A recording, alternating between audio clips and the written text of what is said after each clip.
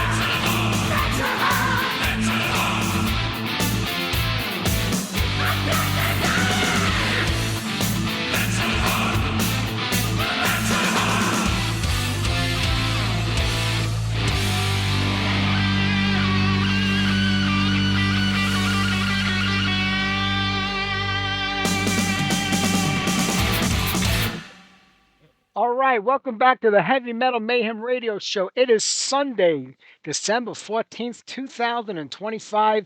Welcome back. Hope everybody had a great week. It's a cold and snowy day here in New York. We got about 6 inches of snow outside. My Christmas animatronic decorations are moving in slow motion. It's so cold out there. But I hope the weather is fine wherever you are. If you're in the tri-state area, you're probably all dealing with the same weather that I am. But hey, listen, we got a great show for everybody tonight. My buddy Steve Gaines from Anger Resort and 2Cron20 is on tonight. Graf Van Beelzebub of Mystic Circle. It's like we got the God and the Devil on tonight's show. So sit back and enjoy it. Right there, except with Metal Heart. Except are out on the road right now on tour. Udo Dirk Schneider is out there doing his Dirk Schneider band, which is basically an accept band, and they're doing the Balls to the Walls record. So you got two touring accept bands, I guess, out there at the time. That seems to be a common theme these days among heavy metal bands, and we'll get into that a little bit later on when I start ranting about some other stuff too. But we'll save that till after the first interview. We should be talking to Steve in about a half hour, 6:30 here in New York, 3:30 out in Cali. So we'll get on some more music between now and then. I'm sad to say that Sacrilege, one of my favorite bands from England, they are calling it a day. They are packing it in and retiring. Bill Beadle has had this thing going for decades. I know they're going to set up one more show, it looks like, and if you're anywhere in that area in England, go and check it out. It'll be the last time you see the band live. So I wish all of those guys the best of luck or whatever they decide to follow up on and do with, especially my buddy Jeff Rowland. I hope he does something different, something new. We'll see what happens with that. But let's get some Sacrilege on for everybody. And let me see. I've been trying to decide what to play off the last record. You know what I'm gonna do? I can hear the silence. Kind of appropriate considering that there'll be silence coming from the Sacrilege camp real soon. So here you go.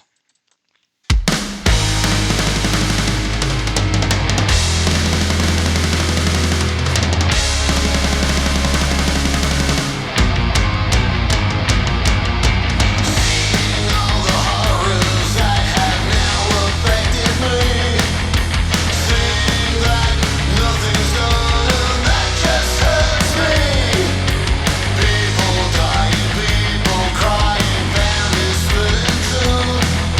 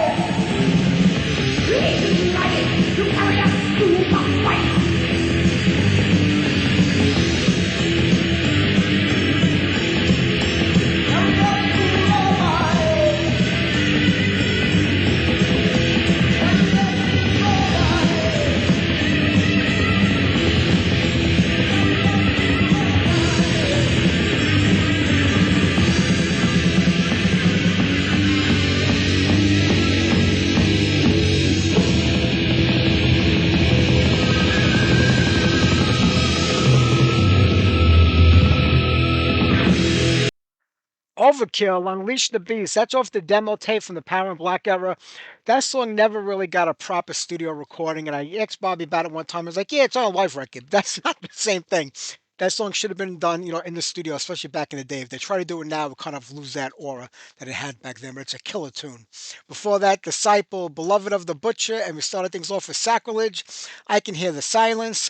I was just talking in the chat. Iman was mentioning about Sonya and OnlyFans, and you remember when all the women that were in heavy metal back in the 80s were saying how they don't get respected and people just look at them as sex symbols and blah, blah, blah. Then today you're going to look at most of them and they're all on OnlyFans, selling foot pictures of themselves and pictures of their asses and the breasts, and they want to know why they didn't get respected. I mean, it's kind of right there for you. But we're not going to get into that right now because I want to talk about Carnivore AD, one of my favorite targets this year. Carnivore AD is a Carnivore cover band, a Carnivore tribute band or a cover band, whatever you want to say. Features nobody that was a part of that original lineup. They actually get booked on tours of Europe that I see, bands today, original bands can't even get booked on. These guys get booked on tours. Now they got signed to a record label, to a record deal. How can you sign a cover band, a Carnival cover band? Carnival had two records out, two completely different records in my opinion. One was more heavy metal, one was more like crossover and hardcore. But how can you sign a cover band to a record deal? Are they going to re-record the Carnivore songs on a new record? Are they going to write songs that sound like Carnivore? I don't get this. What record? I mean, I'm not going to mention the name of the label. It's a posse. That's the label. How do you sign a cover band? And this isn't the first time. I saw it in the beginning of the year. Another band got signed. The Iron Maidens have records out. They're an Iron Maiden cover band. How are cover bands and tribute bands getting signed to record labels when original bands can't even do that? I don't get it. It boggles my mind. They just came back from a European tournament. I looked at one of the videos. There were like 5 people playing. There were 5 people in the club and they were playing. I mean, who signs them? I mean, why would you sign them? What do you expect from them? What are they going to do? There was a thing on Blabbermouth. Somebody asked Gene Hoglan about, Death Doll, like about recording new music. He goes, I don't see that happening. It's what would we do? Songs that sound like Death. At least even he got it. You know what I mean? And he's in a Death tribute band right now. Even though he was a part of Death and some of the other guys' band were on different records, Death was really just Chuck. Let's be honest. But they're doing what they're doing. It's happening a lot today. But when labels start signing these bands over original bands, I don't know what the hell's going on in this music business. I really don't. All right, I'm not going to talk about that right now. I want to play some Anger is Art. I want to get Steve on the line. Then we're going to play some stuff off of his newest thing, 2 Cron 20. Let's do something off the last record, The Enemy Within.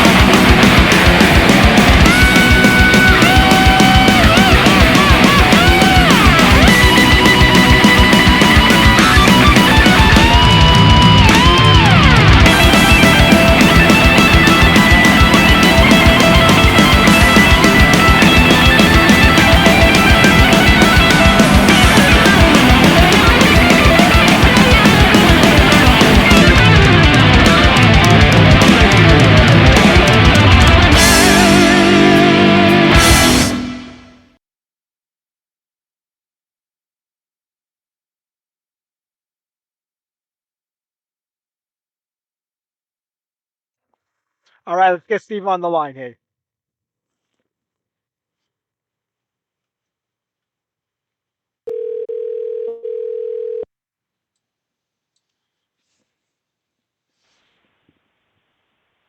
Hold on. Are you there, bro? Yes, I am. You're on the air, buddy. I'm live on the air. Hold on. Let me mute this thing because I'm being a jackass and actually listening to it while watching online. Oh, yeah, you're not supposed to do that. Howard Stern makes an issue out of that all the time. Well, you're not Howard Stern, are you? No, thank God. I mean, I wouldn't want his money, but his personality, no. But I'll take his money any day of the week. Yeah, but you know what, dude? Money isn't everything. We all know that now. I've been telling my wife that for the last 35 years. She'll keep telling me I'm wrong, but she made it this far, so we're doing all right. Oh my gosh, bro, how you doing, man? It's good to hear from you. I'm doing good, buddy. So, I was saying before, we've spoken almost every year that I've done this show, except for last year was the first year. When Virtual Sympathy came out, we spoke in 2023. We didn't talk last year, and I was so upset because Big Lots, our favorite store, went out of business. I thought we could have like an on-air funeral for them or something, and we didn't get to talk It's about not that. too And late. I know, but they kind of opened up again on here on the East Coast at least anyway. They opened up again under different management, but it's not the same. It's not the same as the old Oh, place. dude, it kills me. And like I've told you a million times, there was a Big Lots about a mile away from us. So, I mean, they had everything. They had groceries, Christmas decorations, I know. furniture, you name it. And man, I even found out when we were back east with you that time, a couple of years back, when they have parkas there for cheap, or they did. But yeah, dude, I miss Big Lots. And yeah, it's a joke, but dude, I seriously miss that place. I know, no, it's fun. It's definitely a fun thing with twins. You know what's funny is that every time you do come on the show, a picture pops up in my memories. I took it from a Big Lot to send to you, and no matter when you come on, it just seems like that picture always pops up at the same time. So it's a crazy thing. You know, but the worst thing is we go by that store all the time. It's still sitting empty, but of course, every Halloween it turns into a spirit. Yeah, The well, that's spirit like everything. Halloween. I It's know, but awful, bro. listen, I'm glad to have you back on. It's always a pleasure to talk with you. It's always fun talking with Of you. course.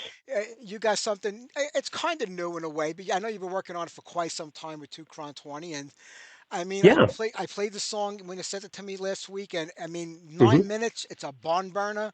What a song! And just touching on I actually wore my Sunday best for you today. You can't see it because we're not live with a video, but I got my Sunday clothes on today that I wear for church and everything. And even though I go to All right. Catholic church, I don't know if we worship the same God or not. No, I'm just joking around. Yeah, we do. I know, but you know, just to brush up on my Sunday school over here. This is the story of Josephat, that passage from the Bible Correct. Yeah, in Second Chronicles 20. about And how for he those took that on an don't know the army. story, yeah. Yeah, you Hmm? tell it. Yeah, they had an army. They were outnumbered and didn't know what to do. Somebody had a revelation that the Lord was going to defeat their enemies in battle. So what Jehoshaphat does, he gets the worshipers out front, which is essentially, you're worshiping, you're doing music. And as the worshipers were going forward into battle, these armies that were aligned against them turned and started killing each other. By the time they caught up to them, everybody was dead, and they plundered what was left over. I Wow. was looking, as we were putting this project together, I was looking for a name. And we came across it in one song. There was a way to, how do you have worship as a weapon? So I put that into, I think, not even Google, I think it was Bing, and it came back with the Second Chronicles 20. I said, oh, that's it. I mean, what other band is going to be named after a book of the Bible? Then, of course, there is some band from the 70s called Second Chapter of Acts. So it's like, okay, well, we won't be the first, but then again, there was Genesis, and then there was Exodus, and yeah, you know. Well, it's a play on words for the other one, but I mean, definitely a great title to go by. I mean, that story reminds me of my in-laws. When I read that, it's like, hey, it sounds like my in-laws over there, the way they are all killing each other off. But I mean, I go to church every week with my wife. Most weeks, I miss a few weeks here and there because I'm sometimes too lazy to get out of bed on a Sunday morning when I don't Sure, have the grandkids. But for some reason, people get offended or turned off when religion is mixed in with their music, especially heavy metal. And I never quite got that because they're okay of with course, Venom and Slayer and bands like that. And tonight I have Mystic Circle on my show, the biggest devil worshippers from Hamburg, New Germany that are out there. Even though it's just an act, for most of these bands, it's just a way of getting attention. But sure. people are okay with that, but they're not okay with God, and that always boggles my mind. Man, good music is good music. What's the difference? What the story's about? Well, I have a theory about it, and the only reason why I come up with this, and here I'm going to challenge these Mystic Circle guys when they come on later, but the reason why everybody gets pissed off at it is because it's true, and they don't want to hear truth. Because think about this, and this is an interesting thing, and I don't mean to get up on a soapbox and preach, but let me go after this a little bit. Um, I have arguments with atheists all the time. You know this. You've seen me argue with atheists online, and it's one of my favorite pastimes. In fact, this past week with all the wackiness that's been going on with the Candace Owens, like turning people Oh against yeah. people, and dude, it's nuts. So I'm arguing with a bunch of people that are absolute full blown atheists, right? So I say to them all the time, so, yeah, I don't like any god whatsoever. I says, great. Why don't you go after Allah? Why don't you go after Buddhists? Why don't you go after this? Because it's not the same. There you go, ball game, right Yeah. there. If in fact it was equal and all of them were frauds, all of them would be treated the same. But one of them is not treated the same, True. and that's about as far as I can go with preaching, I think, unless Yeah. you goad me some more. Well, I'm definitely going to go job, but no, not when it comes to You that know because that, I feel the same as you do, and sure. just I remember like even going back to the '80s when Trouble came out. Oh, they were a white metal Right. band. I'm like, what the hell is white metal? Like like I know black metal. Now I'm hearing white I metal, and know I'm like, and it's I'm the like, how did funniest thing. I Trouble heard get? that term. Yeah, and how did Trouble get lumped into that? If you listen to the music, I mean, I Yeah, don't know. because they're really not.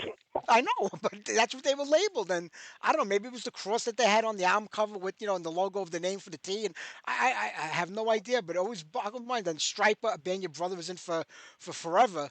I mean, Oh they, yeah. they take so much shit, but yet they make such great music. All these bands, and people just don't get it. I don't know. That I don't know what it is either, dude. But at the end of the day, a good song is a good song is a good song, and you can't deny that. Here's kind of how it happened: is during COVID, I started playing with our worship team at church, and it was interesting because, dude, look at me. You've known me since forever. I'm a metal dude. So I come in and I've got full blown distorted guitars. I wheel a tube amp in there, and everybody's like, "Oh, this guy, he can't do this, can't do that." And I'm winding up huge distortion. Can you dial the distortion back a little? Well, yeah, I can, but why don't you just drop the volume and let the distortion fill out the floor? Huh? And it's a different mentality. But every time we would go after some of these songs, I kept hearing huge, huge guitars behind it. And everybody would say, why don't we just bump the guitars? Let's make the guitars go huge. I said, oh, you can't do that because guitars are evil. No, they're not. No, they're not. Why do you think a guitar is evil? What does it say in the Bible about playing stringed instruments to the Lord? You do it, right? Yeah, Okay, we discovered electricity 150 years ago. Fantastic. So now you play electric guitars. But stringed instruments, for some reason, make people flip out. I don't know what it is. But this particular song, the Not by Light, Not by Power, it's a song called Your Spirit that was actually done by a vocalist named Tasha Cobbs Leonard. She's a female, right? And one of her cohorts, a gal named Kira Shard, I believe you pronounce the last name. And these two gals are like, they're doing total like soul slash gospel stuff, and they're having full blown sing offs. The vocals on the original track are amazing. And I'm listening back to this, if there was a big fat guitar underneath that, that would sound ginormous. And told everybody we were going to start doing this. And people thought it was nuts. So one of the guys in the worship team, who is a friend of mine, a guy named Hugo Martenzi, he says, yeah, let's do this. Let's do this. Let's push this forward. At about the same time that happened, our label reached out and said, hey, what's it going to take for you to do some kind of a recording with your brother? And I said, well, we did something like that a few years ago, but it wasn't quite the same thing. I said, but there's something, let's see how this develops. So a short story long, which you know me, I can make any short story long. Uh, we ended up doing the songs. We're in the middle right now of tracking a full-blown album that are a bunch of songs you would hear in a contemporary Christian church done in a metal format. And there are, strangely enough, I mean, metal is based around guitar more so than it's based around vocals. There are so many guitar players that out of the blue, all of a sudden started reaching out to you. Hey, man, you do worship music? Yes, I do. So do I. I do this, I do that. So I had no idea you were a Christian. I had no idea you were a Christian kind of thing. Hey, we're working on this record. You want to lend some guitar tracks? So there are some guys from the underground all over the world who people are going to flip out when this Full of Bone album comes out. And they realize that it's like, this many people in the metal underground are believers in God? Yeah, we are. We're normal folks, just like you. no, absolutely. So, I mean, was the intention from the beginning just to do this one tune and get it out of the way and get it on a record and finally get it recorded? before before all this took place? Yes and no. The intention was to get this out to do so we can start actually building on it as we record the rest of the record. We've got Got it. basic tracks for a good portion of the rest of the songs, but this one we had to push forward, and it turns out that our label, this is Angera's Arts label, No Life Till Metal, is a sub label for a label called Rock's Productions, which is a Yeah. Christian metal label. Now, Rox is the one that puts this out, and Rox says, if you can get that song to me in time, I can put it on this end of the year. We thought, okay, there's a target to shoot for. So we finished this song first, and right after New Year's, or no, I take that back. Towards the end of February, we're going to get back in and finish up the additional tracks and then continue going. So yeah, we wanted to get this song. I'm sorry, dude. I'm glancing at the computer screen here. I'm looking at John Metal. Says no other metal interviews have mentioned Big Lots. Ah. Metal history being made. John, you're not paying attention, bro. We've been talking about this for years. No, but Definitely. that's the idea. We've been getting these tracks together, and it's going to be pretty insane because there is such a reluctance within the church environment to any kind of metal music. But what they don't realize is they're telling all these metal people, metal fans, you don't belong. God doesn't like you. And it's the worst message could ever possibly happen. This is a last-ditch effort to some of these people. It's like, look, folks like you, folks like me, God loves us anyway. So if this music appeals to you, if it actually brings you to ask questions, fantastic. That's all we're doing with it. I couldn't, Steve. I could not agree with you any more than that. I mean, God is not exclusive. I don't want to turn this into a sermon today and everything like that. Of course. When Even I though it's hear, Sunday. I'm Roman Catholic, so nobody puts more rules upon anybody than the Roman Catholics do. And the rules that were written by men sitting in a room, trying to take what Right. passages in the Bible and not really what Of Jesus course. said when he was preaching up on the mountain. I was lucky enough to get to Exactly. Israel a couple of years ago and go to all the birthplace of Christ where he was crucified. I got to see this Hmm. firsthand, and it was an amazing, amazing experience. I mean, I can unbelievable. imagine. And when Yeah. I hear stuff like that, and then I go back to the '80s when every televangelist was on TV preaching about the devil and heavy metal, and you think like all these decades later, that would have passed by and fallen by the wayside, but there's still that stigma that's attached to hard rock and heavy metal when it comes to Right. religion. And like you said, Right. hopefully you guys will finally break down that door or those walls and end this for the final time. Right, right, and let's be a realist here. And like I say, I don't want to come on here and preach either, but that's kind of the nature of the business, or the nature of the beast, so to speak.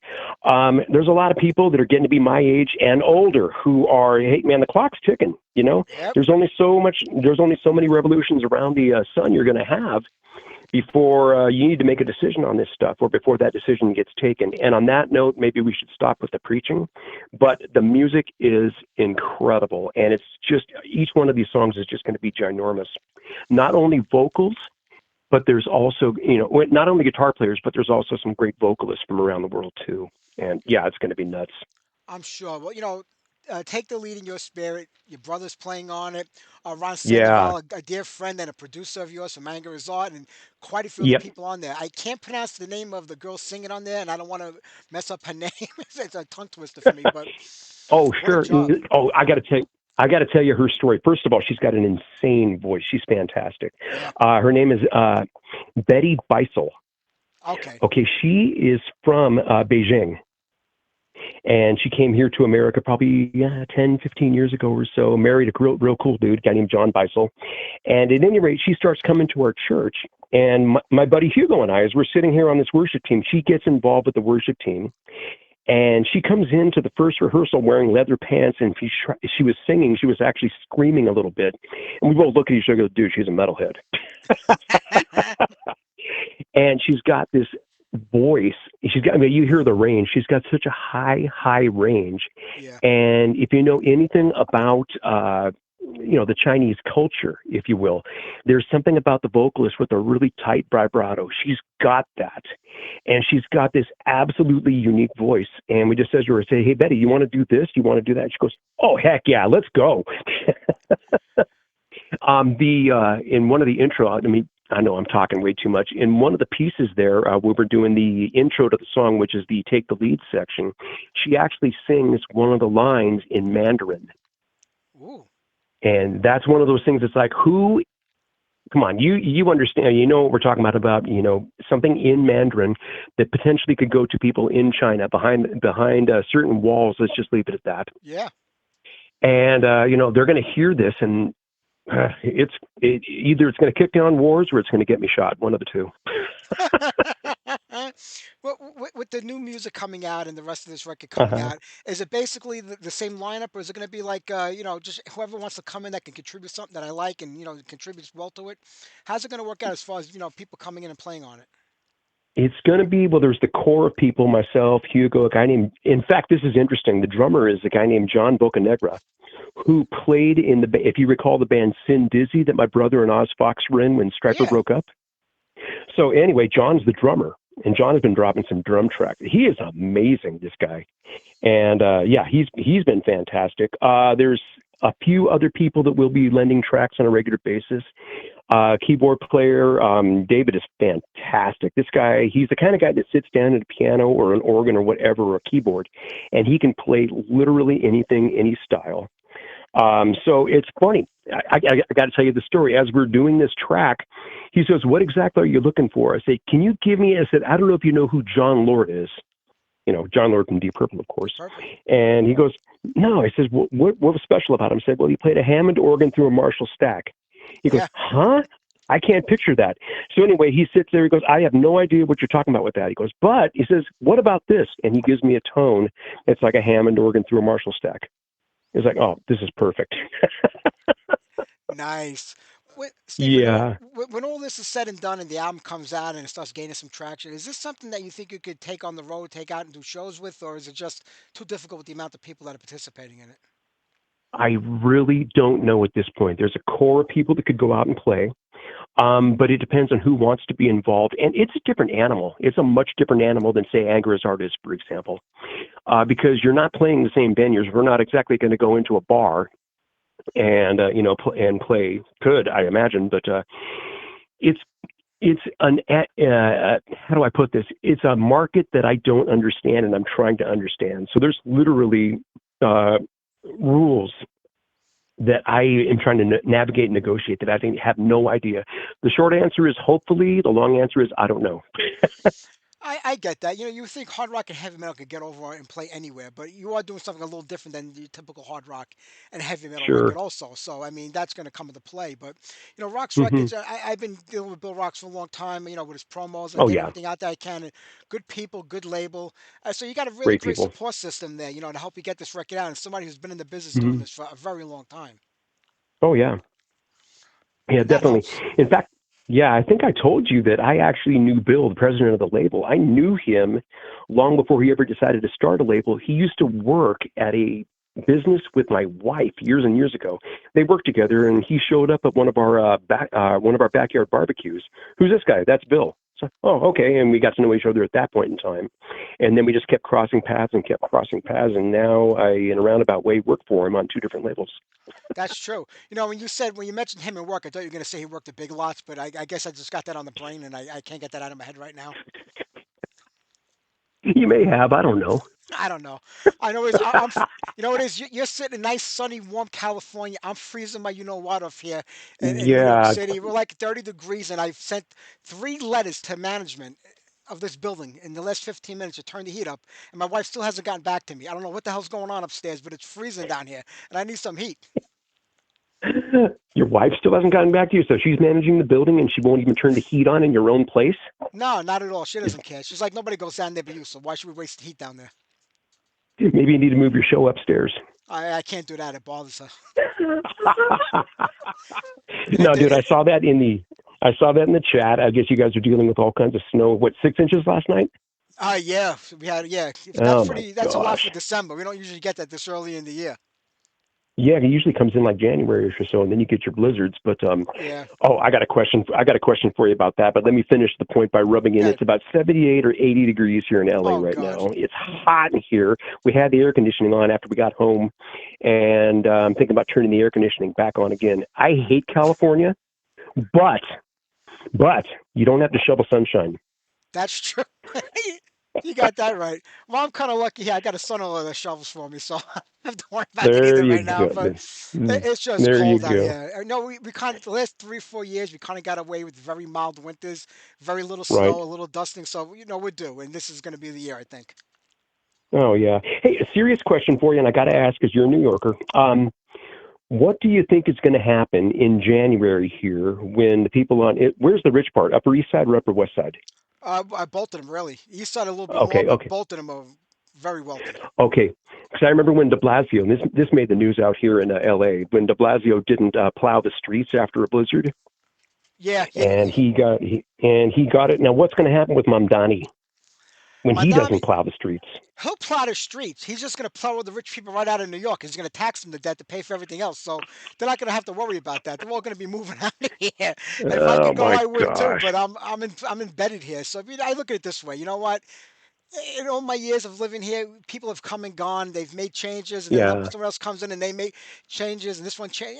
It's just 4 more years, and he'll be out of here. When people realize they're not going to get all the free stuff he promises 4 years from Oh now, yeah. they'll vote for somebody else. Or when they get taxed to death for doing it, they'll say, "Holy crap! What the Of hell happened? course. Where did my check go?" It's just I don't even worry about this stuff no more. Yeah. Yeah, I know. And I would try and crow about how great things are here in LA, but I mean, I live in one of the suburbs with an idiot of a mayor, and the mayor of Los Angeles. You already saw what Yeah, happened when half the city caught on fire and she did nothing. yeah, But that's a whole different story. I'm yeah. telling you. There are days I get worked up over things with the politics. Other days I just sit back and I'm like, you know what? My life doesn't change any. I get up every day, I do the Yeah, same thing, and I'm in. It's just, I'm like in the middle class over here, so we're kind of of forgotten course. about. But Of that's course, yeah. life. We're until it's time to pay taxes, but that's a different story. And we should probably get off in politics before we piss people off like John or True Metal. Absolutely. But hey, listen, I don't know if I read that post right about a year or so ago when Anger is Art. Did you say that you guys are kind of done playing live? Well, yes and no, and I'll explain it, and you would probably understand. I don't know if you're aware of this, but maybe, gosh, it was like at beginning of 24. Eric moved to Oregon, Oh, I didn't know that. so we've been playing still through it. He comes down for shows, but obviously it changes the cost structure. Sure. So as we were putting together some shows last year, and they were just local. First of all, the thing that amazed me is 5 to 6 months out for a local show, you got to book. And it's like, Wow. how is it that it takes half of a year to promote one show with a venue capacity of 200, 250 people? Yeah. And I'm going back and forth with the promoter who's a good friend, and we tried to explain. It's like, no, we need X amount. We've got to double our guarantee because we've got more bills to pay as a result of this. And if you can't afford us, then we can't do the show, kind of a thing. So he agreed to that, and thanks, that's kind of that thing. We had to bump up the cost, and Yeah. then started looking at the cost with the new guarantee and realized we can't pay our bills. We're going to be upside down before we back cars out of the driveway. And how do you do that? And it's kind of, why are we putting in the work? And I've got this nightmare that I think we've shared. Maybe we've talked about it. I don't recall. But the thing is that I can't stand about live music anymore is I've literally become somebody with a pop-up shop. Yeah. You're barely playing music anymore versus you're setting up your merch booth, and your merch booth is where you're hoping to move all kinds of product. So you gotta have plenty of cash on hand. You got to Venmo. You got to Zelle people there. And do you take credit cards? Do you have the cube? Do you have this? Do you have that? And you got to carry all kinds of stock with you. Set this up, tear it down. While you're on stage, you got to have somebody. You got to pay them to actually do it. And you spend more time setting a pop-up store than you actually do playing music. Then you look at myself, who is kind of like the point person for the band. So I got to answer all the questions, talk to the stage manager, talk to the promoter, got to set up the vocals, got to set up one of the guitars, help the guys set up the other stuff like that, and run the table at the same time. Dude, I would love to play live. I would play live every day of the week, 2 shows a day, if I could just walk into the room and play. I But know. it drives me nuts. So we actually kind of scaled back to the point. It's like, look, if we're going to do this, somebody's going to have to make us an offer we can't refuse. But other than that, we're just going to scale back and just record music. I completely get that. I understand that. When did you see the changes like that starting to come where it became more about, I mean, everybody goes back to the Napster and the people downloading stuff illegally, where everything started to change and people weren't buying music anymore. Now bands had to sell merchandise, instead of getting paid by the clubs for their actual performance, which is their actual work. Right. When did you notice that it started becoming like that, where it was like, hey, you know what? I'm focusing more on merchandise. I'm focusing more on selling a product than selling my music. Right. I noticed it almost immediately when Anger started working. Anger's been around, what, 20, my gosh, 21 and a half years now. Yeah. So, I noticed it almost immediately. But the interesting thing about the whole Napster is for bands like metal bands, for example, and only speaking for ourselves, I'm sure everybody else had a different experience. But I found it suddenly easier to book and easier to get what you ask for because it was such a niche market and still is that it wasn't necessarily affected by it. It affected record sales, and I could tell you stories about affected record sales, man, oh man. But that didn't really get to me so much as it was like about a year or two before COVID, maybe 2018, is when it really started hitting me. It's like, man, all I do is I schlep stuff around. There are times when you'll play maybe a 25-minute set out here in LA, and you're spending 4 to 6 hours on your merch booth, and it's just I think the dream was to get out of retail because you wanted to play music. You didn't get into music because you wanted to do retail. True. And some people love it. I mean, I've shared merch booths. The best example, two guys, Joel from Toxic Holocaust and also Caton from Hyrax. I shared merch booths with them. We shared tables at a couple of different events. And watching those guys work was amazing. I don't have that. I simply do not have that because, I mean, yes, I'm interested in people. I love talking to people and all that, but I can't sit there and go for the jugular. And I'm not suggesting those guys do, but where their whole thing is based on, I need to get you to buy something. I'm more interested in talking to the people. True. And it's a weird thing. You start looking at that, it's like, man, I just feel kind of dishonest. I just want to play music and entertain you. I know it's the whole business has gone. It's just crazy. I can't figure it out. I don't get it. You know, Yeah, everybody blames it on the downloading and the Napster. Yes, that definitely had an effect on it. But metalheads, one thing about the metal community is that we do buy our records, we do buy our products. Listen, back in the '70s, absolutely. we all got cassettes and tape songs off the radio and traded it with our friends, or we got their record and we copied it. But we still went out and bought those records when they came out, or the cassettes or the 8 tracks, whatever was your listening choice back then. We still bought Of it course. just because we got it on tape didn't mean that was it. We bought Sure. it, and today I always say this to every guest. I do the same thing. I get everything from the record labels, but I still go and buy the physical product because I want to Yeah. support. That's my way. I donate all the Kickstarter fund campaigns that bands put out for for their albums and stuff. Donate $10 to help get the right because I want this music. I want bands to be productive. I want bands to be able to just Right. concentrate on the music, not have to worry about selling everything. It's Yeah. just, but I don't know. It's just weird, and you hear it more and more. Now you hear about the clubs that are taking cuts out of the band's pocket from merchandise. Now that's something I never heard of Oh, that's before been until going about a on for year. years. I never heard that till last year when somebody mentioned that in the new. I think one of the guys in Excess was talking about it in like an interview on Blabbermouth. I was like, I never heard of that Hmm. before. I couldn't believe Oh, it. yeah. Yeah, no, man, when Tactics was working in 1990, in fact, we were going to play up in San Francisco, and the Stone, and part of our contract, they said they're going to take 10% of our merchandise sales from anything sold at the venue. So we Wow. thought we were being smart, and we'd say, let's keep everything out in the truck and say, hey, we got merchandise outside. But yeah, that we got away with it that time. But it's like, is this really what it's come to? And that's 35 years ago. I didn't think So it even went back that far. oh gosh, yeah, yeah. Or is that 25? No, it's 35. 35 years ago. I can't do math, obviously. 1990 to 2025. Wow. It's crazy, but yeah, I mean, you're not doing it. I mean, the businesses, the clubs, the venues, they're not doing this kind of thing because they want to see you succeed. They're doing it because they want to make money. It's kind of like insurance. I mean, everybody, oh, it's great to have insurance. Yeah, of course you need it. But ultimately insurance companies are there to make money and post a profit. Absolutely. And And I and get that with the club, it's Steve. I get that. They only care yeah, about the money. They didn't get into business just to, have bands play at the club and not make any money. They want to sell the alcohol. They want to sell the drinks. They want to sell food if they sell it. They sure, want to make money off the ticket sales. I get that. But there was a time where a club made their money doing what the club did to make their money. Promoters got yep, paid to promote the shows. Bands didn't have to worry about promoting the shows. I mean, they always did because you just want to get people into the door. But it was a of promoter's course, job to promote shows. And the band's job was to show up and put on a show. And that's all it was right, back in the day.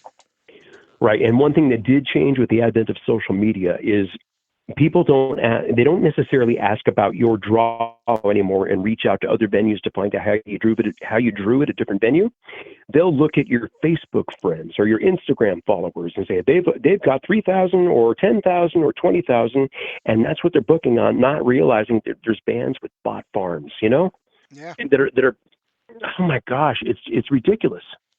It's just everything is so upside down. It's like if you're going to do this, I've said this before, but it makes more sense now. If you're going to do music, you better do it because you love it, because there's no reward. There really isn't a reward for it. You've got to do it because you love it or because you're called into it and there's something for you to do, if that makes sense. It sure does. I mean, I see like I'll get people on. I don't go on Facebook that often anymore. I go on once or twice a week to Oh, it promote the sucks. shows and post pictures of my grandkids. Came up in my memories. I don't. Mm, Other than that, I don't go of on there course. that often anymore because it's not. It's like a barren wasteland to me these days. There's nothing happening there. It's all nonsense That's most of the terrible. time. But I'll go on every now and then. I'll see like I got like 25 friend requests. I look and see if they got a lot of friends in common. I'll add them. Yep. And 2 seconds later, I'm getting an invite to 9 different bands that they're in. Like my band, like my band, like my band. I'm like, I don't even know who you are. I never heard of any of your bands. I mean, they could be great bands. I'm not saying they're not, but why would you want me to like it just to have a like on your page when I don't really even know your band or like the music without even listening to it yet? Yep. And I don't get Yep. that. Well, the thing is this, and it's not personal, but they see each potential new Facebook or online friend as a human ATM. Yeah, And I'm sorry to say it like that, but it's it's true. true. And I'm sorry that all of these bands are looking for ways to make money because nobody wants to go work a real job. And I'm sorry to say that, but that's kind of a fact. Um, Dude, it's awful. It's become that where it's literally you're squeezing blood from a turnip, and there's no more blood left in that turnip, as the term goes. True. Well, enough for that. Let's talk about John Cyrus. That's the most important thing right now. I know what. How did this come up? And here's the funny thing for the guys in the chat that are making the jokes. I don't know how it is, but everybody is assuming, and you know this because you and I have talked about this, that me and John are the best of friends. No, actually, we're really not. I don't really have an opinion of the guy one way or the other. But remember how I met this guy? He got the gig. I ended up getting the abattoir gig and then getting bounced out of it to let John have it. Then John got fired and I ended up getting the gig. There's no way we would be friends. No, I know. But I think we talked about that many years ago, so people always bring that up just to get. But it is like John. I mean, he's always got the band back together in one form or another. And every other week, there's like four new guys playing with him. He can't keep the same lineup for more than Right. a couple of days. He gets booked at all these Yeah. festivals still, and then he winds up canceling them all and blaming the promoters. Every time, it's always a Yeah. promoter's fault or something like that. And you know what? I say it's the promoter's fault if they keep booking him. All these promoters keep booking him. You know you're going to get screwed. You've seen it with every other show that he's been on. So why would you do it? They still roll the dice that Because he's going to show up and play. there's that hope. I don't know why it is, but there's that hope that it's going to be like it was in 1987 or 1988. It's not going to be there, unfortunately. And in the day and age of the internet, here's where the internet's good, is that you can actually go watch the videos. You can actually see what the guy is doing now. Say what you will about it. I heard some of the new music he released. I thought uh, how can I put this nicely? I liked Agent Steel better when Bruce sang for them. I agree. And I think the music was stronger. And I'm not meaning to throw stones here, but when Bruce was singing for them, they seemed like a much more cohesive unit that got along well. Um, but John's turned over a lineup how many times since he's been back together? Hundreds. Um, yeah, and I knew one of the guys who ended up going to play Keep It True, and he was in the band. He was so excited. And he's, oh my gosh, I'm actually playing with Agent Steel. Do you believe it? And the rest of us, myself, Oliverio, and the rest of us who actually know John, were like, hold your breath, bro. This is going to be a rough ride. And then it ended up being a disaster of a gig. And he's like, what could it possibly happen? I said, dude, we tried to warn you. We Yeah. tried to tell you. There's a reason why things happen, unfortunately. And I'm seeing, let's see, who is it? It's E True Metal. Is that Eamon or Eamon? Iman, yeah. Oh, Iman, there you go. He says, Is Cyrus really an alien? Well, I'll tell you what. Um, I've never personally seen where he lives. I I know where he was supposed to have lived when he lived in L.A.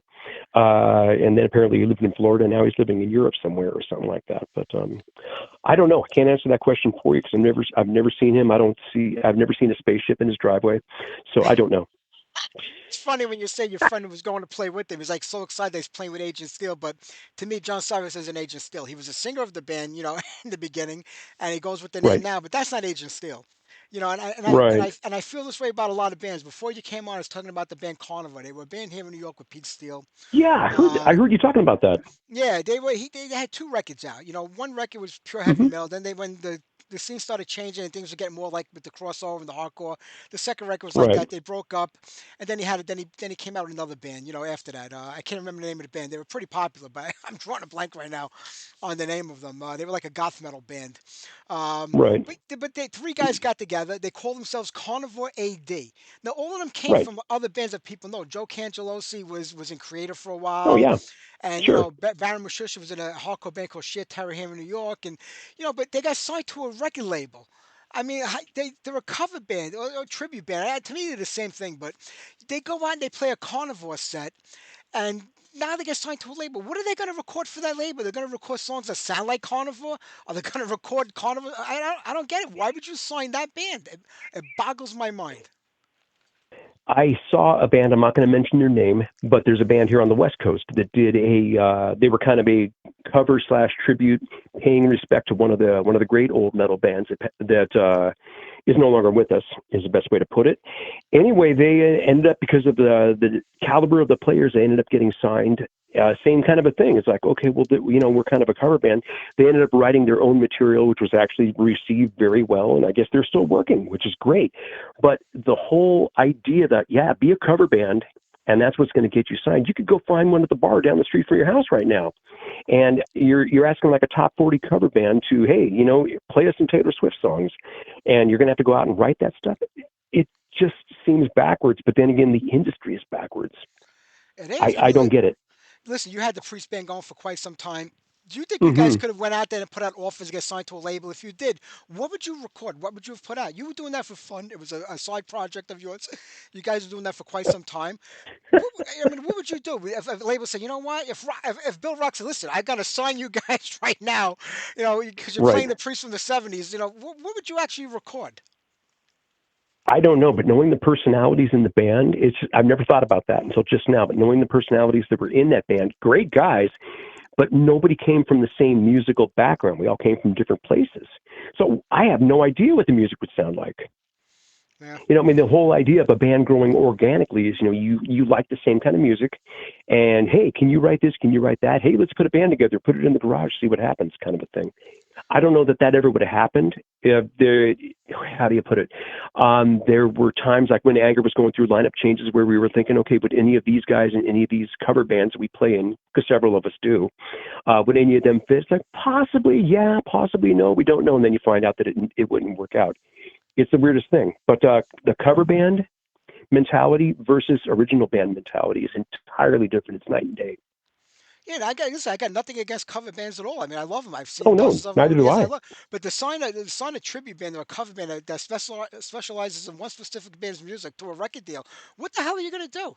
I mean, it bothers me. I mean, bands like you got Foreigner out there right now. All right, Lou Graham is going out on the road with them right now, so you got the original singer there, but he does like three or four songs because that's all he's got in him. And if you listen to him, he can't even do that anymore. I mean, the guy's been beaten down Right. with age and singing. I mean, amazing vocalist, but his time is up. But nobody's time ever wants to be up anymore. That's the problem. That Of nothing ever course. dies anymore. There was that saying from that movie Prometheus. A king has his reign and then he dies. I mean, the kings just live on and on forever now. They never die anymore. There's holograms. Yeah. There's tribute bands. And that just never ends. Right. Before Kiss did the holograms, when I don't even know if they've done them yet, have they? No, not yet. They said they had to work out the kinks, which, Right. which is But a there was money there issue was for Gene. talk. Yeah, of course. And since they sold the name and the rights and everything like that, I bet they can't even do their own thing anymore. But when they It's owned it true. all, still, I remember an interview with, was it Gene or Paul? One of the two of them said, we could retire, we could hire people to I play remember our that. roles, and Kiss could continue. It's like, really? But is that the same thing? And Man, it's tough. It's a tough one because what do? How do you tell somebody, hey, this thing that you've done for 25, 30, 35, 40 years, where you've earned a nice living at it and you continuously work, you can't do it anymore because one member left. And you know me, you knew I was going to work Judas Priest back into the topic, That's didn't you? okay. Yeah, go right ahead. But there are so many people that still cry and complain, bring KK back. Dude, quit. Dude, quit. And when he played the thing of, calling their bluff, by the grace of God, they find Richie Faulkner, right? And Faulkner comes in and like revitalizes them. Say what you will about them, but they're still active, putting out some of the best music of their career 54 years into their career. How does that happen? Sometimes you strike gold. Sometimes there's lineup changes. But the thing is about the fans, this was what gets me, is people don't understand. It's kind of like a marriage. And when the marriage starts going rocky, it's like, you keep the marriage together for the kids, but mom and dad are fighting all the time. It's not healthy. No. It's just not healthy. And, the funny thing to me is they were going to retire, Priest was. But as soon as KK is gone, suddenly, hey, you know what? We like each other when he's not around. And they've been back at it. Think about that. It's been, It's true. 14, 15 years? Yeah, it's been a long time, and but you know what it is? I think he just wanted to leave the band so he could bitch about not being in the band. I think that's the only reason he Oh, my left the band gosh. because that's all he does today. I mean, he's got his own thing going on right now with Ripper again, and they're doing that stuff. And Sure.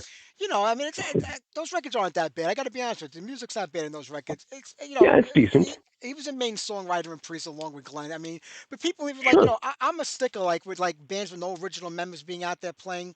It's okay if there's one guy in the band, at least, or two guys, and not just the keyboard player. I don't want to go see Dio with just Claude Schnell on keyboards. That's not Right. what I want to see. But, they're like, oh, well, Rob Halford's not an original member of the band. I'm like, I mean, come on, you're gonna go back to Al Atkins on the demo tapes and I mean, that's going a little too far. Even I don't go that far back now. You know what I mean? It's just people are Oh, getting a my little gosh. nitpicky now, and I know you call us gatekeeping and stuff like that, but you got Ian who's been Yeah. in there since the beginning. You got Rob who's been there since the first record. I mean, forget about the demo tapes before. I mean, come on. That's like Dave Evans with Yeah. AC/DC. He recorded one single in the early '70s, one 7-inch, and he goes out does his whole AC/DC show, and he even does stuff from the Bon Scott. I mean, from the Brian Johnson era. I mean, he's like, why? Yeah. It's crazy, and Yeah. people Dude, go, it's and funny. people go. Yeah. Of course, I mean, if somebody wants to have a good time and take it for what it is, fantastic. That's great. I've got to bring one up to you, though. Did I ever tell you my Claude Schnell story? No, I had Yeah, Claude you on the mentioned his show. names. He was a fun guy Oh, to my talk to. I God. got to be honest with you. Really? Okay. It was interesting. This is around the time of what was that big festival tour that happened? It was Van Halen, Metallica. This is Van Halen with Hagar was in the band. Oh, Monsters Van of Rock. Halen, Metallica. It was the Monsters of Rock when they Yeah, came and did the Coliseum here in L.A. I was playing in Bloodlust at the time, so I'm hanging out with the guys in Bloodlust, and we're passing out flyers for a show we got coming up. Remember bands you used to pass out flyers in yeah. 100,000 seat arenas? Anyway, so we're doing this, and I'm the only guy that recognizes him. He comes walking up through the crowd. And it's like, that's Claude Schnell plays keyboards for Dio. No, it isn't. Yeah, it is. Watch, I'm going to go talk to him. So I come walking up and talking to, hey, Mr. Schnell, how you doing? I handed him a flyer. He threw it back at me. He says, no, not Wow. interested. And I said, really, man? I said, it's kind of a messed up thing. He turns around and looks at me and goes, F you. And I said, well, no, man, F you. And besides that, I don't play behind a curtain. And it shattered him. And it's one of the few times in life when I actually felt like a jerk for being a jerk to people. But, man, that was the end of that. I imagine he's probably a pretty nice guy, but that day he wasn't to me. Well, now he is because you know what it is. The highs of the '80s are gone. The high of being in Dio's Yeah, band and playing in front of thousands of people at a stadium are long gone. So you're right. they kind of mellow out now as they get older. But he was a good guy. He was a Sure. very talkative guy. I mean, he talked for like 2 hours. He talked for the whole show. I said, "How you doing?" And next Really? thing I said, I was like, "Good night. I have to end the show." He's a very talkative guy. He's got a lot of stories to tell. Because he's bitter about a lot of things too with Dio and stuff like that during their Oh, time over sure. there. But Sure. but it happens. But I mean, Steve, you look at all the bands that you've been a part of since the '80s. I mean, Hmm. it's just incredible. When our time here on this earth is, over and done with, and I'm hoping it's many decades from now for the two of us. What do you want people to remember about you as far as music goes, as a musician? What do you want to be your legacy as far as music? Wow. Wow, that's interesting. I would like it if people would say, well, he was honest, he didn't fake it, and if he felt like he was faking it, he didn't do it. Does that make sense? Sure. There are some people that I think are going through motions because it's what's expected of them, and it's kind of sad. It's kind of sad to and to see them do that, and you're not getting the good product. Okay, he just he right. How is Lord from Bloodless these days? He just put in the chat. I have not talked to Guy in a long time. Last time he did, he was doing well. I think he lives within a few miles of me, but I haven't seen him in years. But I think his life's all together and he's doing well. God bless you. You can read the chat. I can't even see with the red. It's so blurry to me. My eyes are so bad these days. I got to sit like Dude, right up on the screen. I am literally about 10 feet away from the computer. That's the only way I can see the screen, and I got no glasses on. Oh God, old age is it's a terrible thing. Terrible. But like Yeah, even when anger was on, I mean, it kind of started out as a goodbye thing for you. You were going to end it it after did. that, and it turned into Right. this amazing band who's put out all these Which is great still records going. over the year. It's still going, and you're still putting out. The Yeah. last record was only a year and a half ago. Yeah. 2 years Yeah. ago now. We're going into 26, but I mean, if you ever felt like, Yeah. I don't feel it no more, it's not right, it's not happening, you would just end it because I think that's how you are. Yeah, and it is like that. So we kind of went through that when we were scaling back on the shows. It's like, do we have anything? And Albert, to his credit, is the one that came back and said, no, let's just kick back for a little bit here. He says, let's just bring up some ideas, see what we get. If we like it, we'll do it. If we like it, we'll record it. If we don't, we'll just wait and see if anything else happens. If the magic's gone, we'll know when the magic's gone. Well, some ideas are coming. In fact, we were all on a group chat the other day here on Thursday or Friday, just a couple of days ago. And it's like, hey, when can we do this? When can we do that? So we're trying to find a time to get together and meet and go over ideas right after New Year's. So yeah, but the thing is, here's the beautiful thing about Anger is Art is the fact that even the former members, we all like each other. And I've said that before, is something that you see bands that don't like each other, and that takes all the thunder away, takes all the fire, all the fun out of it. But we actually like each other. We check in on each other. There have been, I'm not going to get too specific, but there have been some guys that have gone through some health issues in the last year, and it's like, are you okay? Can we get anything for you? What do you need? What do you need from us? Blah, blah, blah. And you just watch out for each other. You're brothers. You've been through battle. And just as long as the vibe is good, we'll continue working. Not every breakup is a bad one. Sometimes people have to move on for different reasons, not just because we don't like each other Sure. anymore. And people don't, Right. people always look for drama. That's the thing is that they want to hear the story about, whoa, how come you broke up? How come you didn't get along with that guy? It's not always like that. Just things just don't work out sometimes. Yeah. Yeah. Sometimes after a bit, life changes. Maybe, maybe you develop arthritis and you can't play anymore. I don't know. I I know how shouldn't that guy laugh at feels. that. No, don't, because I got it bad. I know you. Well, I'll tell you two guys that hate each other, and that's Steve Summers and Hmm. Christy Majors from the band Pretty Boy Floyd. Those two Oh guys, gosh. I had them on the show years ago, and there was an article about them the other day. Steve Summers was playing with Pretty Boy Floyd. He's the only one in the band right now, and he used the N word Okay. at a show to the audience, and the audience freaked out. They told him get over it. I So remember this. that. Yeah. So naturally, they made a big thing out of it on the internet, and everybody. I said, I said, I forgot Christy Majors isn't in the band anymore. I went to his page to go check out like his response, and holy crap! For the 4 years he's been out of the band, 20 posts a day, every day for 4 years, is talking shit about the guy Steve. I was like, this guy is really obsessed about him. Like, yeah, move on. It's 4 years. Move on. Get over it. Right. They never let it go. It isn't like you were in a top 20 band that was playing at Madison Square Garden or the Coliseum. I mean, I'm like, holy shit, these two really hate each other. Like, anybody's looking for drama, get to thrive out of it, go to their pages. There's nothing funnier. Right. What do they say? There's a line that goes something like this. I'm going to massacre it, but it goes like this. Holding a grudge is the equivalency of drinking poison and hoping the person that you're holding the grudge against dies. Yeah. And but it's true. I mean, there are people that just want to hang on to that bitterness. You can't. I mean, and look at me. I mean, criminy sakes, I got a band called Anger is Art. I mean, I know about hanging on to grudges, but I've also realized over maybe the last 10 years of my life, it's poison. I can't be this pissed off at people all the time. And yeah, there was a time when, man, I would start wars just for the sake of starting wars, but I can't do it because it's not going to end in anything positive. It's not the kind of person I'm supposed to be. It gets tiresome after a while too. That's the whole It thing. does. You're like, when you're done, you're like, did I just waste all that time, doing what I just did? I mean, I'm the same way. Oh I, yeah. I get that. I mean, I fight with people who park in front of my house still. I got to drive it if it's 8 cars in it. If you park in front of my house, I'm yelling at you. I'm yelling at these like 18-year-old girls parking a car to go to work around the corner for the day. Like, I gotta go. What the hell did I It's just do? I go look in the security cam. Like, God damn it! I hope nobody sees that. I gotta delete that. I know. I know, and then you realize that's how people are perceiving you from across the street. They're looking out the window through their shades and whatever at you like that, and you think, "Wow, what do people think of me?" Well, not that you're looking. Yeah, most of go my ahead. neighbors are looking out the window saying, "Diet God is yelling at somebody else and not me today." That's what my neighbors are saying. Dude, I that's why I fight. love you, man. I fight with all my neighbors. There's not a neighbor on the block I don't fight with. Man, oh man, oh man, oh man. Man, I'm not fighting with any of my neighbors right now. All the bad ones Oh, moved out. It was I only got wonderful. I only got 5 houses on my block besides mine, and the one I don't fight with next door just sold the house, and the other four I give him hell all the Oh my time. gosh. I see my Oh my wife putting gosh. her head down when I walk out the door. She's like, "Oh, here he goes again. Here he goes again." But that's just You me. just can't do it. I got neighbors that complain about everything. Why'd you put the fence up? Why you blowing your leaf blower at 10 o'clock in the morning? Why you doing this? I'm like, oh, F yourself, and then it starts from there. Right. Yeah, I mean, there are some people that are addicted to being miserable. Absolutely. And I live next to all of them. I got them all living next to me. So you guys are lucky out there. Got them all here. They're all on First Street in Staten Island. oh my gosh, man, dude. Yeah, and it's funny, John on the chat says park in your driveway. That ought to do it. Let's see what happens to your car. I don't want to get my dirty. I don't want to get my driveway dirty. I'm Italian. We hose down our Storican driveway 5 times a day. That's what the streets are for. To New York City, with Of this new guy, course. with this new guy Mandami coming, he's probably going to start charging us to park on the street to make money to pay for all his programs. That'll be the next thing. Every time I turn around here, I'm getting hit with something. I'm the only guy that gets speeding tickets for going 15 miles an hour because you can't go more than 10 miles an hour in a school zone. You go 1 mile over, you're getting a $50 ticket in the mail. This city has become unbearable to live in.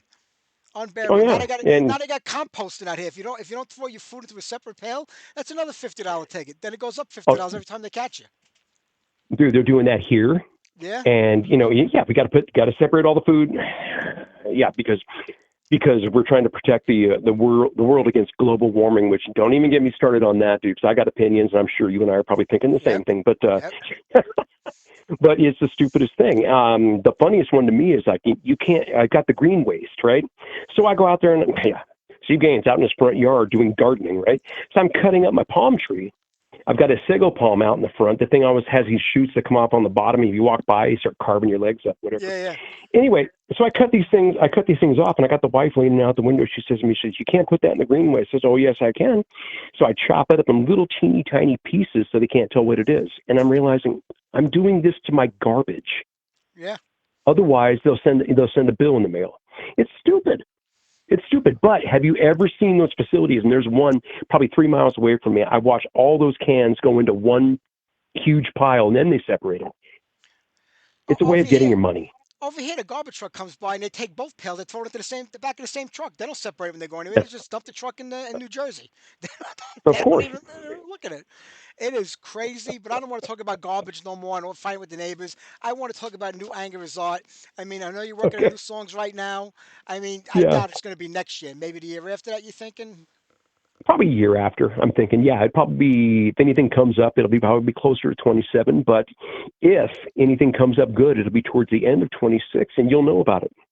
I hope so, but I'm gonna let you go, Steve, Yeah. because I want to play the next song. It's like 10 minutes long, and I got to get to this. Yeah. I got to get to this Antichrist band that's coming up in a few minutes. Actually, that interview was pre-recorded. The funny thing is, after they talked about the devil for half hour, they said that they had to go to a Christmas party. So, I mean, how devil are they? I was going to say, if you were doing them live, make sure you just get them on the phone and make them listen to the whole song when they can't turn away because they're waiting for you to get them on the line. No, But it yeah, was this is going to pre-recorded. be this is It going to was. be interesting. So we'll see how it goes. You got it, buddy. Listen, it's always a pleasure talking to you. 2Cron 20, we're Likewise gonna to you, play bro, the song right now. Listen, you and your family have a very Merry Christmas, Happy New and Year, likewise to you, man. and we'll do it Likewise, again next year, likewise, buddy. man.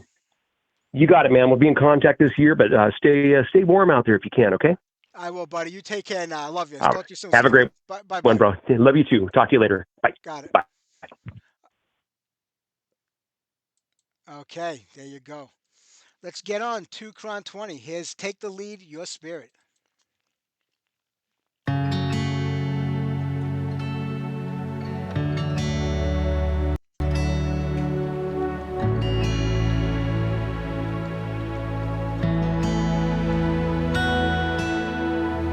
Jesus, Yeshua, we're calling on your name, calling on your name.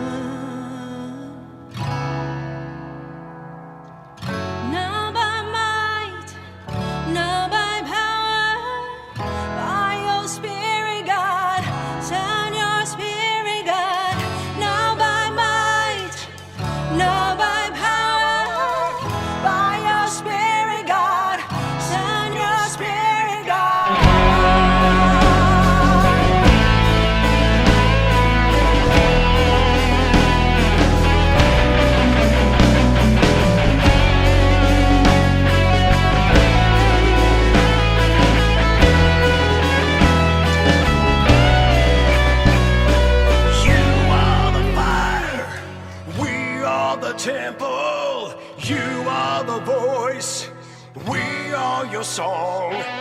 You are our God, we are your people. You are the light, we stand in awe. We stand in awe of you.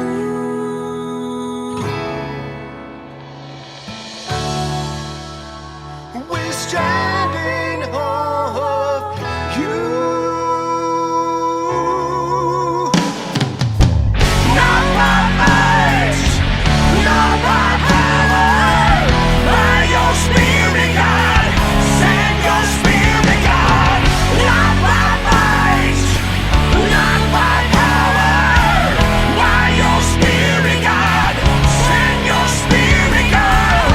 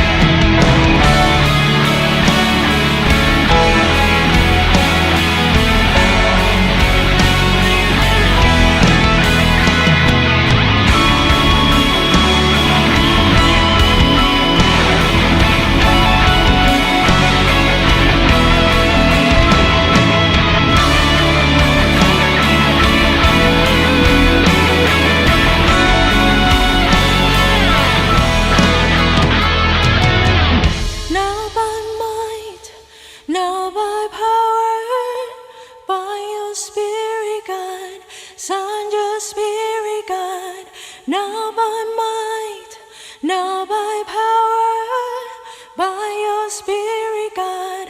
Send your Spirit, God.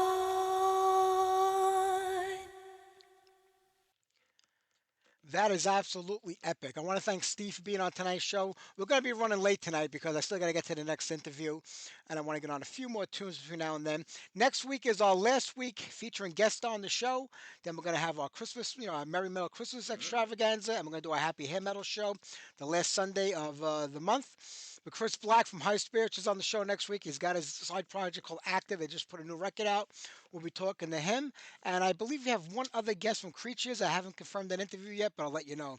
Then that's it for 2026. We had a great bunch of guests on this year. Maybe we'll do like a year-end recap next week, because it'll be the last show.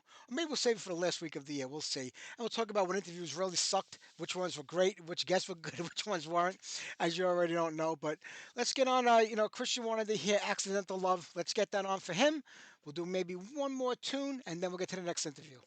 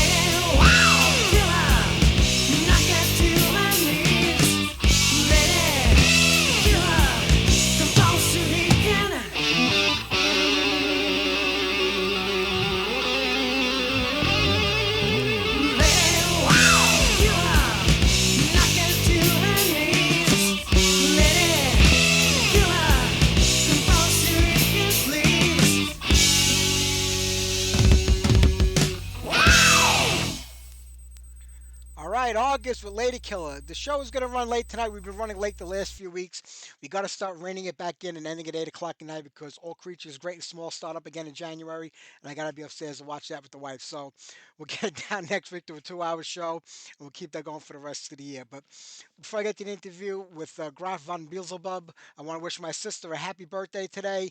I won't say how old she is, but she's younger than me. Happy birthday, Lisa. All right, let's get to the interview with Mystic Circle, and then we'll wrap it up here tonight. Right? Can you hear me? Yeah, very good. Okay, let me get the. There we go. There we are. Perfect. How are you today? Good. Excited and a little bit tired. You? I'm doing okay. It's earlier over here than where you are, so Right. our day's just getting started. But hey, listen, you guys did it again, and you always do it every time a new record comes out. You outdo yourselves every time, and it's been going on since the early '90s, so that's pretty impressive. Yeah. Thank you very much, man. Hope you like the new one. I absolutely love it. I mean, I can't. It's hard to describe the band, the Mystic Circle, and what it's all about. If you go back to the early days of the band, I remember people saying, you got to hear this band, this new death metal band. Then as years went on, it was a black metal band, then an extreme metal band. I think it's hard to really pinpoint what you guys are musically because you're all over the place musically. Well, I can describe you our style a little bit. It goes, you're right. We are dedicated, of course, in the old death metal, but we are also dedicated in the old black metal like Venom and so on, but also like bands like D-Side, the satanic black metal, death metal, satanic death metal. But we are also big fans of like Iron Maiden, melodic heavy metal style. Yeah, also early Paradise Lost. They did great jobs on the melody lines, and also we are big fans. Our passion is also horror soundtracks, horror movies, symphonic, classic movie soundtracks. So, and that's all we compare into our Mystic Circle style. If people that haven't seen the band yet or have bought an album, I mean, I think going to one of your videos is the best way to describe the band because your videos are like mini movies. They take on a whole life of their own. They're very theatrical, the videos. Do you enjoy making them and getting involved in the production of them? My bandmates are Black War, do the scripts, and we both are very into that dark horror stuff. And he's writing the scripts and we talk about it. Yeah. When we do a record, it's not only about the music. The music is a big part, of course, but it's a whole picture, It's also the visual aspect. We want to have it complete from the artwork, from the lyrics, from the concepts, to the videos, to the visual ones. Yeah, it's all in our concept. We call it the Mystic Circle universe. Yeah. It's like our... On the new record, there are a couple of songs that tell a story. It's like a continuation for about 3, maybe 4 songs. I mean, was that planned that way, or did it just happen to work out that what you were writing kind of told the story together? Yeah. People who knows us, they know that we are very big fans of concept albums. Like the Drachen, we did some the Drachenblut album in the earlier days. It's a concept album. Yeah, and we talked about it. We said, we want to do a whole concept album, maybe about these witches, about the Hexenhammer, about the Malleus Maleficarum, about these motherfuckers from the Holy Church who tortured innocent women, mostly women, to death, this conservative, for their creed and make the people fear and put them down, have them under their thumb, So we said, but then we had so much other ideas, and we said, okay, we make a trilogy of 3 songs, intro and outro, about this witch hunts, the witch chase. So, but we also said, yeah, many bands did an album about the Malleus Maleficarum, and so we said, yeah, we go a little bit deeper. we go about this guy Heinrich Kramer, who was the writer of the Malleus Maleficarum. And we wrote one song about him, and we dedicate these other things to the women who were tortured to death, so so-called witches. So yeah, it's also an ode to the girls, with the black souls. Coming up with the ideas, it has to be easy based on the world we live in today and the world that was before us. I mean, there's a lot of horrible stuff that's gone on from the beginning of time till now. So you have a lot of material to draw from. I mean, so it's crazy, Yeah, but it makes it easy for you in a way because of all the shit that's gone on. yes. We were pretty surprised because we didn't thought so that it goes so deep, this theme, But we had a point, and many people, they say, oh, we read about it and we go deeper, and now the conservative Christians, this horrible shit goes on. It comes out, this conservative motherfuckers. So yeah, we had a point, So, and many people, they go really deep into that stuff. So we are very surprised to say, yeah, many people say, yeah, it's a very deep album from the lyrics, and we enjoy it. But also I must say, it's not a concept album, but we see every album we do as a whole concept. That means we use intros, outros, different characters. So we want to have people start the album and then go deep in the world and listen to it till the end, Not only 3 hits or something. It's all Continuation. Yeah, it's like a movie, You have pictures and you can close your eyes and think about it. And if someone do this, then we are very proud of it, Well, you did a great job in this one, like all the albums in the past. And when you think about the black metal genre, you go back to the early days, like a band like Venom. Venom really didn't believe in the stuff they were writing. They were doing it more for shock value and to get your attention and draw you in. As the years went on, or the decades went on, black metal took on a whole different meaning, especially when bands like from Norway started doing it, because they actually believed that stuff and they were, writing what they believed in and how they were living. I mean, they were actually killing people and burning churches down and stuff like that. It took on a whole different meaning. So where is black metal today? Where does black metal stand today? Has it gone back to the old days where it's more for shock value, or is it a little bit of both together? Reality and fantasy? I can only speak from Blackwar, from my bandmates' side and my side. It's not only black metal, it's a way of life. Heavy metal, extreme metal, our passion for mystery, for satanic stuff, for demons, for horror stuff, and this deep, I will say, hate about these institutions like the Holy Church. It's in our soul, it's in our body, So it is a way of life, like Mystic Circle. It's our life, We started this when we were really young guys, 1990, we started the band. So yeah, and it goes through our whole life. So I would say, I don't think that when I have nothing to do with this style or something, I say I do a black metal album now, and I do a metal album, or you hear it, it's the passion. I think it's the way, for me, it's a way of life, and it has to be true and honest, And the metal scene is one of the truest and honest, and we are proud of our bands and we support the bands, and also we are fans too. Tomorrow we go to girls' school, we do not only extreme metal, we go everywhere, it's like, makes fun. Well, from the beginning of the band for the first 20, 25 years, you were part of it. Blackwall left for a couple of years. You put out a few records without him. Then you kind of ended it, and that was it for the band. And I remember you saying in an interview back then that, Mystic Circle is done. It's over with. It's not going to happen again. And I guess after all those years being away from the band, did you change your mind and say, hey, you know what? We have things that we didn't finish, more things we need to do to wrap this thing up one day. And was that what brought you back together?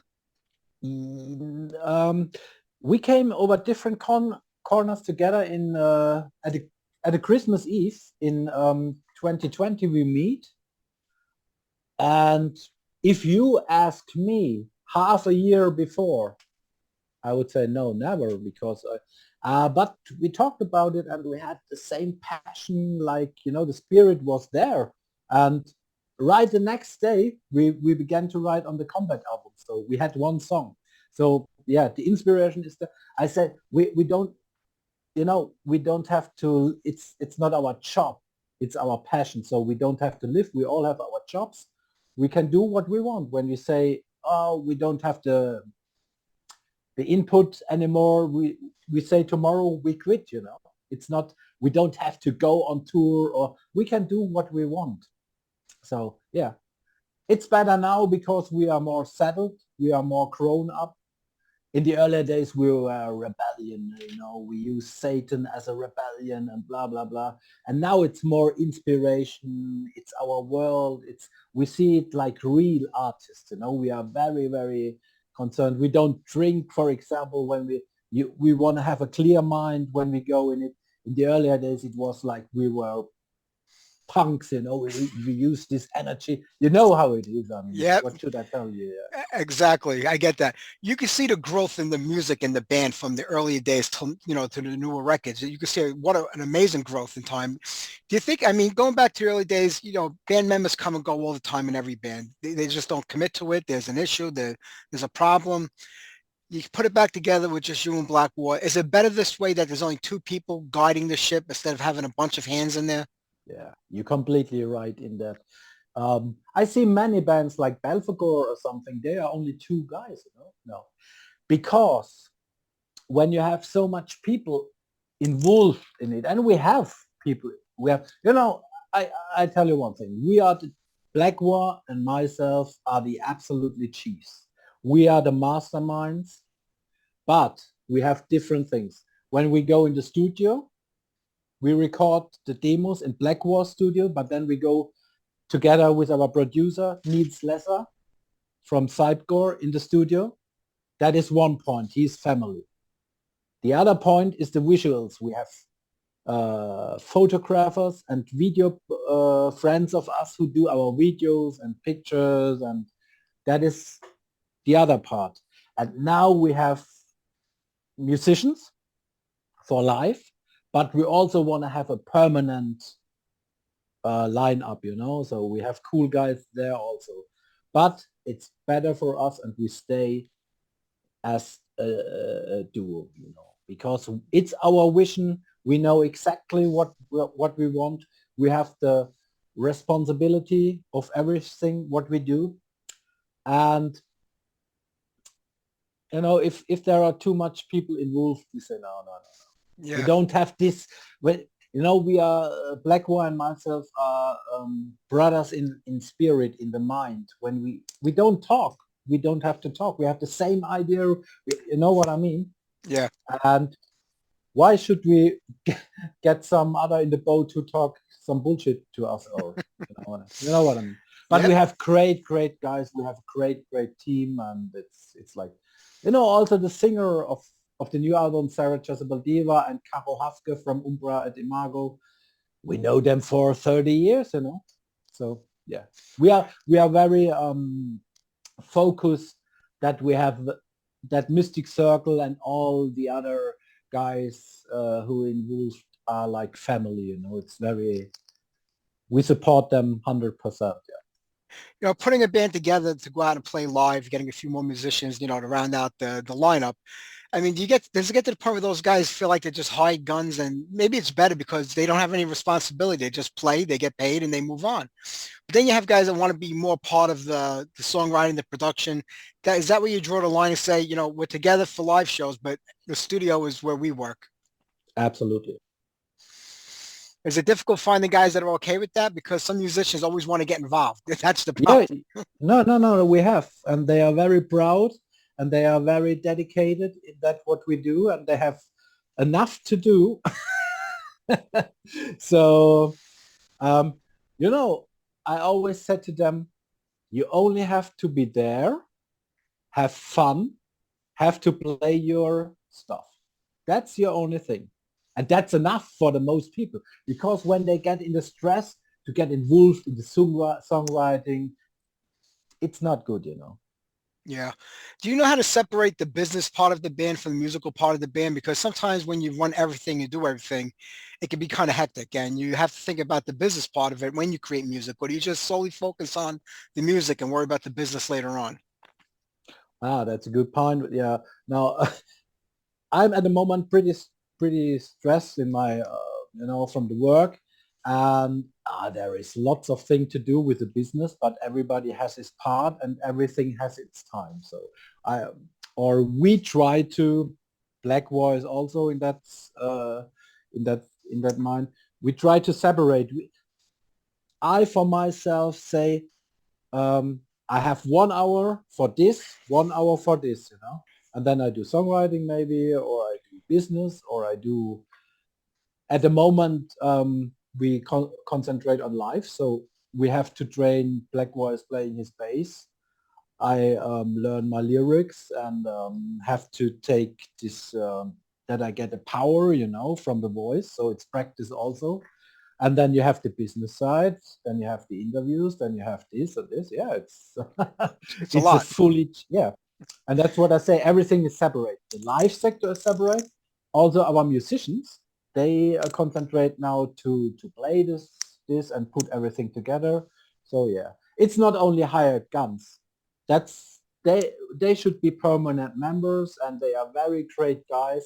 But we are the chief and we do this and this and this. But of course, and what I want to say also is that each artist will work together, like the singer in the studio, Caro Hafke or Sarah Jessica Diva. We say, okay, we can do it like this and this, but everybody has the chance because they are all different characters and all their own artists. So they should bring their soul on the record or in Mystic Circle. That is no problem for us. We are not these dictators who say, no, play this and this. We say, yeah, we have this idea. Is your idea? And then they can also that input and energy into the band. And that is what art is all about, I think. Do you find sometimes that when they do come in with their own ideas, that it changes a little bit of what you wrote or the way you wanted it to be? And sometimes it could be good. You know, you say, wow, I didn't think about that. And it came out great. And sometimes you have to say, that's not right. It has to be this way. No, it's always better. It's always better. Yeah. That's We always a have good thing. the good thing is that Black One and myself, we have the whole album or the whole song in the brain, you know. That is our, you know, we are not the best freaks musicians. That is not the point. But we are like good composers. We have a clearly vision and we can have a whole song in the brain, in the mind. And but when you hear it, then when it's finished in the studio, and you have some female voices or some, it's much more better. You know, we are always impressed. So and our advantage is that we not practice, as you know, as a band. When Black One and myself meet in his studio, we straight began to record. So we hear what's going on, if it's shit or not, or if we, you know what I mean. So when we go to the final, to Niels, to our producer, and we do the keyboards and everything, it's so good fixed that we say, yeah, you can't go wrong with that. It can only go much more better, you know. So True. I mean, writing music seems to come pretty easy for you guys. I mean, since getting back together about 5 years ago, 3 records, this year alone, 2 albums. You had the record with all the covers on it in the beginning yeah, of the year. I mean, so it seems like, songwriting is not a difficult thing for the band to do. And it comes out, no, very new and very creative every time. yeah. And I can tell you one thing, the next album is also in the demo status, it's Wow. finished. And we also begin to write on the Drachenblut Part 2 album on this Christmas. But also in January, we practice, we rehearse for live events. So we're getting booked now for next year. We want to start in South America, but it didn't happen because too many bands are there now, and Mystic Circle is not that big. We tried to have a co-headliner, 2 bands, but that does not happen now, and we are not so. We don't want to do this risk, when we go Sure. there. It's also a money thing, So, but we put our show together, and we have one festival now confirmed in September, and it starts now. We are going slowly on the road again, so It'll all come together and all happen in time like everything else does. And I remember when you left the band and the band was done with, and when you break up or leave a band, whether it's you're in it a couple of years or a couple of decades, it's always going to hold a special spot in your heart because that was something that you created and put together. And I remember around 2014 hearing that the band was back together, and I went to go check it out, and it was just Stefan and a couple of other guys. I'm like, that's not Mystic Circle. I don't know how that happened or how it came about, but did that bother you in any way that he tried to put the band back together and he wasn't even an original member of the band? no, and that is also a lie. The band never went together. That stands somewhere in the internet, but it's bullshit. Oh, it never did happen. It never did happen. I think the ex guitar player, he spoke with some guys and blah blah blah, but I was not involved in it, and I can tell you Mystic Circle is not Mystic Circle without Blackwall and myself. So Absolutely. That's why I was amazed when I heard that. But yeah, it it's was a just joke. It's a joke. Oh, okay. So that was good because without you guys, it really isn't the band. No, what should they do? I mean, this. I mean, no. But I mean, it could happen because we are stupid at that thing. We don't have to. Now we have the patent. The patent of Yeah. the Mystic Circle. The name. Many bands like Entombed or something, or they have to change their name. Then it's like you don't think about it, but no. But it never happened. This I heard about it that they speak. The ex-guitar player spoke with a singer or blah blah blah, but another singer. But Yeah. I mean, that's ridiculous. It absolutely is. Yeah, sure. When you're young and you're starting a band, you're not thinking about copywriting and patenting a name. Yeah, no. You're not thinking about it. But then as the band grows and goes on in time and becomes, as big as it is, you say, wow, we have to protect ourselves because anybody can take it. And you're right. You see a lot of bands today, they have to change their names. They add letters to the names and because, another band member took it from them. Yeah. That's also, you have to give taxes and every shit. You must, it's like, it's a business, It's like, yeah, you must take care because when they don't fuck around with taxes or something when you don't, it's very strange. You have to take care. Yeah, it's the bad part. I don't like it. I don't like it really, but who likes it? So Yeah, nobody. I just wanna concentrate on the music and on my art, and this money thing all in all, it sucks, but it is part of the business. So I know you said you were demoing and working on a new record. Maybe next year we might get it, but where is the music going with this album? Is it conceptual in a way? Is it more based on horror? Because horror became a big thing for you guys over the last few albums. You really focused a lot on horror stories. Yeah.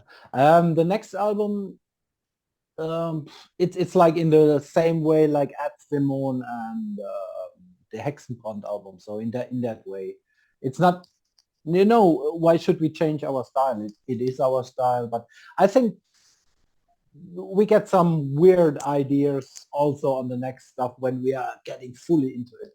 But it comes out in 3 years or something. It's like we don't push it, too much. We concentrate now live, and then when they say, you have to do a new one, yeah, we do it. But We also bring out a reproduction or something so-called from the first album from Morgenröte with another cover layout artwork, Oh, nice. and we maybe with new drums and maybe yeah, we do it new, like the way. Well, the latest record just came out this past Halloween, 2 months ago. So it needs time to grow for people to get into it. And 2026 is coming up. I know you guys said you have a festival planned already. You're booking more shows. I mean, how difficult is it today to get a band out on the road? I mean, I know you're just like in South America, you're trying to do a co-headlining thing, but is it harder to put bands out on tour today than it was in the past? It's always the same. It's always the same. I know many people say, in the earlier days, it was much more easy to get a record deal. No, it was not. It was very difficult to get a record deal because you have this famous R&Rs from the record companies like Roadrunner Records or something like this, and they went to concerts and clubs, and not every band get a record deal. So, but now the thing has changed, and you can promote yourself more on the internet and YouTube, and yeah. But to come back to the concerts, no, it's always the same. It's like when you're big enough and the promoters pay for you, and many people come for you to see you, then you can play 500 shows a year. But if you're not the biggest, then you have to deal with it, to check out, to grow stronger, and yeah, like Yeah. I always say, it's like when you gamble, it's a very, very low chance to get, or like you come from America, a profi in the NFL or something. Yeah. How many percent of the good sportsmen go in this first Small universe? amount. Yeah. Yeah. Or how many people how many bands came as big as Metallica or AC/DC? It's it's like I know. so, Very but we are small. proud what we have. We have a good fan base. We have good supporters. We have good people around, and that is our thing. It's like not playing. Yeah, it comes when you are good.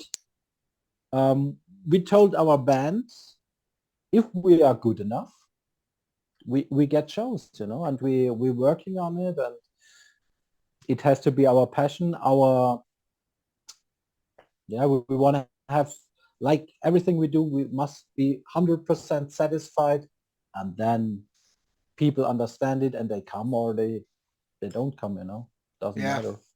Well, you come from a generation like me where, like you were saying earlier about record labels getting signed, many years ago, you had to have an A&R person or get them to come Mhm. out to your shows. There were always the big labels like Atlantic Records and EMI, Mhm. and there was a good amount of smaller independent labels that were putting albums out, but you really had to work hard to get on one of those labels to get noticed. Today, it seems like every kid with a computer and a keyboard could create an entire band and an album within a day and put it up on the internet, and the quality is not there. It's not like it used to be. We really had to work hard, to make it happen. Today, it just seems to be so easy to put music out, but it takes away from, I think, the grandeur of it because it's really low quality for a lot of the stuff that comes out today. Yeah, but I think when I see the musicians today, they are from the techniques Yeah. very, very advanced, but they don't, um, you can judge them because they don't have the chance. We, in our age, come from a subculture. That means we didn't care about, we want to rock this hard music, these feelings, and we have this live scene, this intense live scene. I don't know in how it is in New York or Brooklyn. You come from Brooklyn? Yeah, I used to come from Brooklyn. Yeah. Yeah. So we in Germany had many live venues, I say, clubs, we have many concerts in our area, but we don't have this, the bands can't develop on a live sector, which say they play small clubs or something like the CBGBs in New York or Yeah. this. Yeah. And yeah, they practice, they rehearse at home, they are technical, very, very good, but they don't have the chance to feel this lifestyle, it's Yeah. all yeah, that's what I mean. Yeah, so It is what it is, right? Hey, but Mark, I'm going to let you go now. I want to play some music. I mean, yeah, what a great job. Hexenhammer 1486 is out now and reigning Phoenix Music.